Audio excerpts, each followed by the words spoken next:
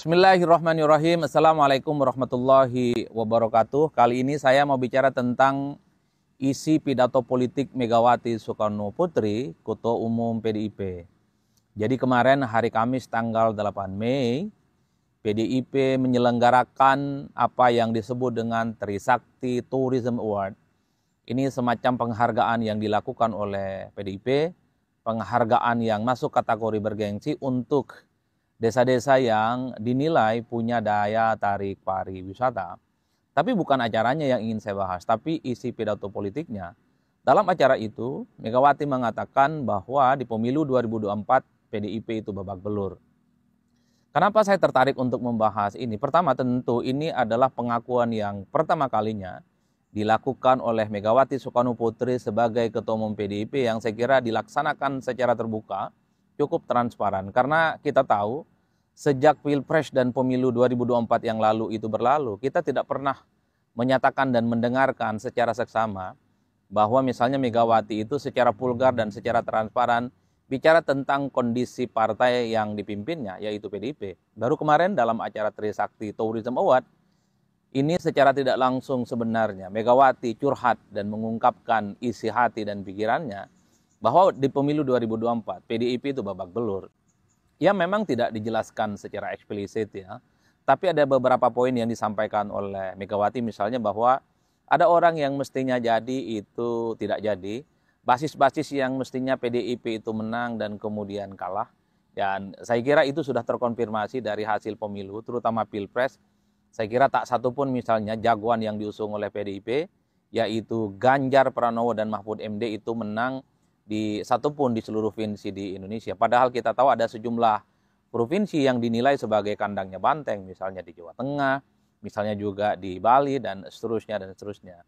Memang tidak ada eksplisit yang kemudian disebutkan apa yang disebut dengan babak belur, tapi kalau kita mau analisa dan kita tafsirkan secara seksama, tentu ada beberapa hal yang disampaikan. Pertama, dalam konteks ini yang perlu ditafsirkan PDIP babak belur di 2024 itu tentu karena memang kalah Pilpres ya.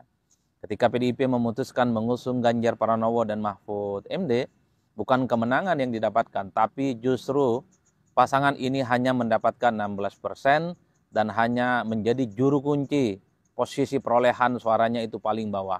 Di bawahnya Anies Baswedan dan Muhaimin Iskandar, dan kemudian tentu saja sangat jauh perolehan suaranya yang diperoleh oleh Prabowo Subianto dan Gibran Rakabuming Raka.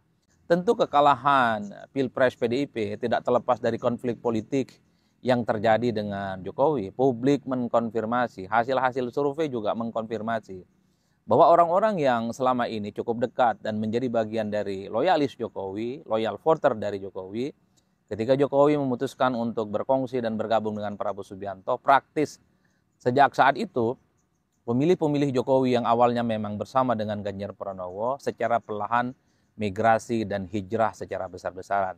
Wajar kalau kemudian Megawati mengungkapkan secara terbuka di pemilu 2024 itu babak belur. Tentu bisa dimaknai dalam konteks Pilpres. Dulu Ganjar itu adalah sosok yang saya kira kalau bicara tentang sebelum Pilpres popularitasnya cukup tinggi, elektabilitasnya cukup tinggi, medsosnya pun juga adalah medsos yang paling banyak mendapatkan engagement dan mendapatkan begitu banyak respon positif. Itu dulu ketika misalnya tidak ada konflik politik antara PDIP dengan Pak Jokowi. Karena memang Jokowi, pemilih-pemilih loyalnya saat itu memang masih terkonfirmasi sebagai bagian dari para pendukungnya Pak Ganjar Pranowo. Tapi memang dalam politik sulit untuk bisa ditebak.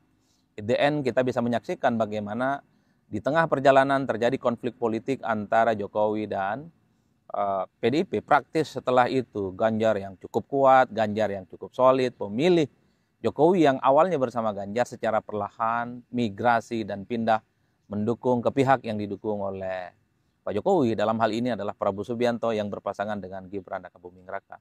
Wajar kalau kemudian babak belur itu dalam konteks ini adalah kesempatan sebenarnya bagi PDIP untuk hat-trick dalam Pilpres. Karena waktu 2024 kalau mau jujur presidennya adalah kader PDIP. Unfortunately, sayangnya ternyata Jokowi yang dulu bersama dengan PDIP lebih memilih memberikan dukungan politiknya, berkongsi dengan Prabowo yang berpasangan dengan Gibran. Jadi babak belur itu yang kemudian bisa ditafsirkan. Nah yang kedua, tentu dalam konteks pileg ya. Sekalipun misalnya PDIP itu kalah pilpres, tapi kalau bicara tentang pileg, memang PDIP masih juaranya. Suaranya paling tinggi dibandingkan dengan partai-partai yang lain. Tapi sekalipun PDIP itu adalah pilegnya paling tinggi, tapi dibandingkan dengan hasil pileg sebelumnya 2019, suara PDIP itu kurang lebih hampir 3% turun. Kalau kita mengacu pada hasil KPU misalnya, waktu pemilu 2019 hasil pileg PDIP kan 19,6%. Tapi kemarin di pileg 2024 hasil yang diperoleh oleh PDIP hanya sebatas 16, sekian persen. Itu adalah angka yang memang kehilangan cukup signifikan. Ini hal-hal yang sepertinya membuat apa yang disampaikan oleh Megawati Soekarnoputri, PDIP itu babak belur. Yang menarik bagi saya adalah pengakuan secara jujur dan pengakuan secara terbuka baru dilakukan saat ini oleh Megawati Soekarnoputri. Mungkin beberapa waktu yang lalu ya pasca Pilpres sudah hampir setahun, bahkan setahun lebih kira-kira begitu, Megawati sedang memendam perasaannya, kekecewaannya terkait dengan kekalahan dan betapa babak belurnya PDIP. Baru kemarin dalam acara Trisakti Tourism Award satu persatu secara perlahan Megawati sudah menyampaikan kepada publik dan mengakui bahwa ya tidak bisa dipungkiri gara-gara konflik politik sepertinya memang PDIP itu harus menghadapi realitas politik, perolehan suaranya babak belur, kalah pilpres, pileg turun sekalipun menang. Jadi itu yang saya kira menjadi penting untuk dibahas. Jarang-jarang biasanya Megawati bicara tentang bagaimana soal babak belurnya partai ini. Itu yang kemudian menarik untuk dibahas. Tapi yang kedua, kalau mau jujur sebenarnya hampir pemilu 2024 itu tidak ada pemenang yang betul-betul menjadi pemenang. Misalnya kita bicara tentang Gerindra. Ya harus diakui ini adalah golden opportunity. Ini kesempatan emas yang kemudian dimanfaatkan oleh Gerindra ketika berkoalisi dengan Jokowi mampu mengantarkan Prabowo jadi presiden. Itu tidak bisa dibantah. Tapi memang dalam pilegnya sepertinya Gerindra harus bekerja keras karena perolehan pileg Gerindra itu kalau kita lihat kursinya di DPR sepertinya masih tipis-tipis lah selisihnya dengan Golkar.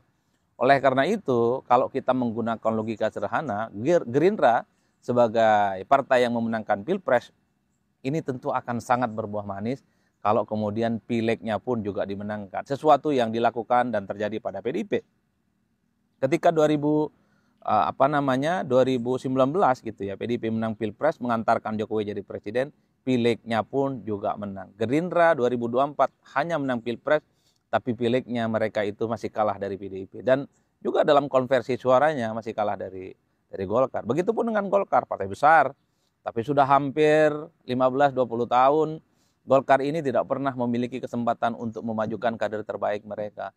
Terakhir adalah ketika Yusuf Kalla maju berkompetisi di Pilpres beberapa waktu yang lalu. Praktis setelah saat itu Golkar memang tidak pernah punya kesempatan, padahal partai ini adalah partai yang cukup besar, mesinnya solid, dan suara pilegnya itu tidak pernah terlempar dari 2 ataupun 3 besar.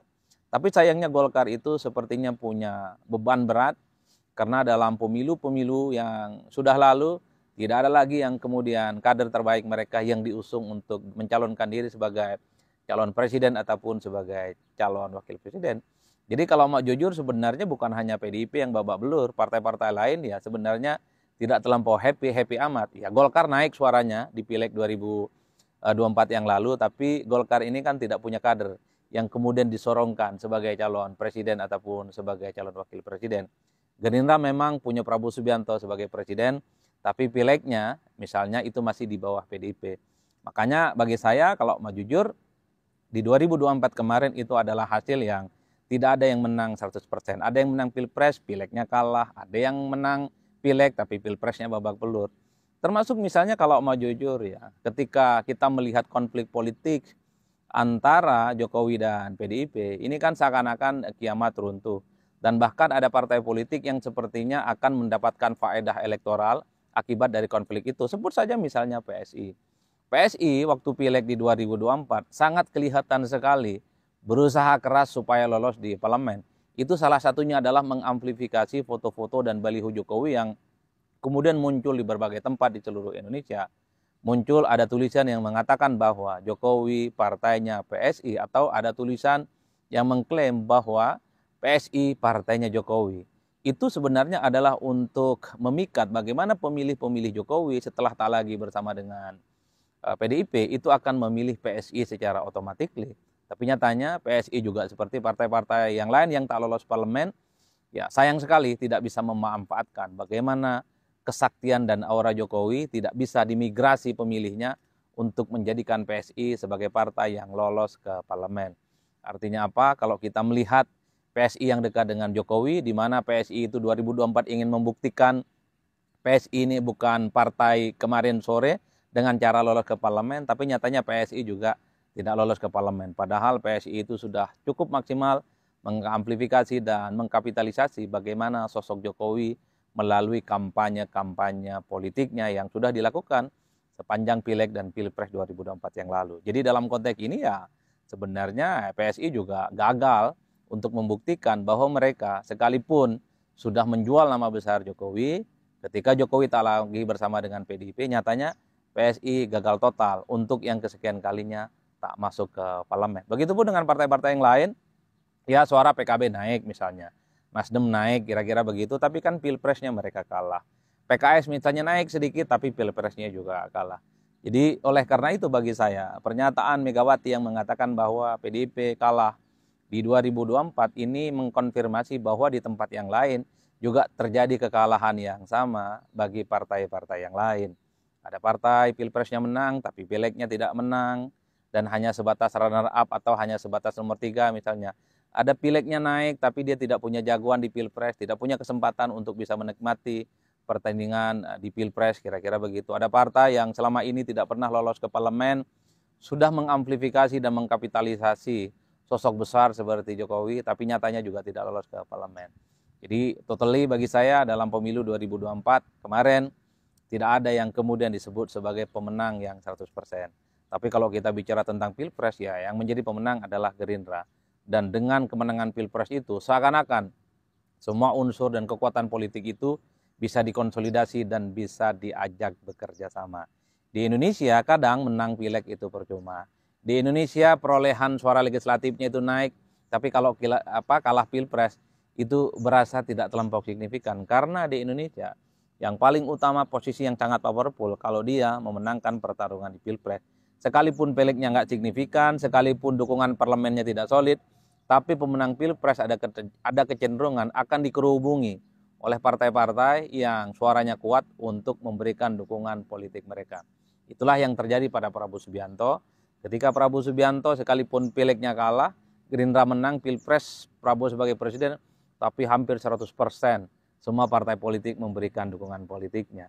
Begitupun waktu Jokowi jadi presiden pertama kalinya 2014. Saat itu koalisi pendukung Jokowi sangat minoritas, hanya sebatas 35%. Tapi seiring berjalannya waktu, partai-partai yang dulu melawan Jokowi perlahan juga memberikan dukungan politiknya kepada Pak Jokowi. Itu artinya apa? Kalau kita hitung rata-rata, kalau ingin kelihatan hebat dan sukses harus menang Pilpres. Ya Pileg bolehlah diperjuangkan, tapi kadang Pilegnya ini sekalipun kuat, kalau dia tidak menang Pilpres, rasa-rasanya kekuatan politiknya bukanlah paling yang dominan. Tetaplah di negara ini kekuatan politik paling dominan dia kalau memenangkan pertarungan presiden. Karena presiden pengaruhnya cukup luar biasa, karena presiden cukup powerful, karena dengan menang presiden semua kekuatan politik itu bisa dikonsolidasi dan bisa dikendalikan. Dan itulah yang terjadi di Indonesia. Dalam studi ilmu politik, ini yang disebut dengan executive heavy. Executive heavy itu adalah ketika seorang presiden mampu mengendalikan semua unsur kekuatan-kekuatan politik yang berada di luar kekuasaan dirinya. Dengan posisinya sebagai presiden, sekalipun misalnya suaranya di DPR tidak terlampau kuat, tapi suara-suara di DPR itu bisa diarahkan untuk bekerja sama dan memberikan dukungan kepada pemerintah. Kalau mau kita simpulkan, kalau menjadi orang hebat, kekuatan hebat dan penting di negara kita, menangkanlah Pilpres. Menangkanlah presiden sebagai satu-satunya pertarungan di negara kita. Kalau menang presiden, rasa-rasanya semua bisa diatur, bisa dikonsolidasi, dan bisa dikendalikan bagaimana untuk membangun bangsa dan negara di masa-masa yang akan datang. Saya kira di situ. Salam politik syaun-syaun, pastinya mantap semantap-mantapnya. Wassalamualaikum warahmatullahi wabarakatuh.